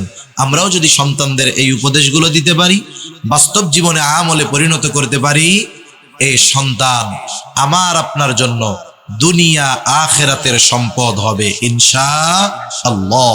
আল্লাহ সুবহানাহু ওয়া তাআলা আমাদের সবাইকে কথাগুলো বুঝবার, আমল করবার তৌফিক দান করুন। সকলে বলি আমিন। আরো জোরে জবান খুলে বলি আমিন। ওয়া আখিরু দাওয়ানা আনিল হামদুলিল্লাহি রাব্বিল আলামিন। আসসালামু আলাইকুম ওয়া রাহমাতুল্লাহি ওয়া বারাকাতুহু।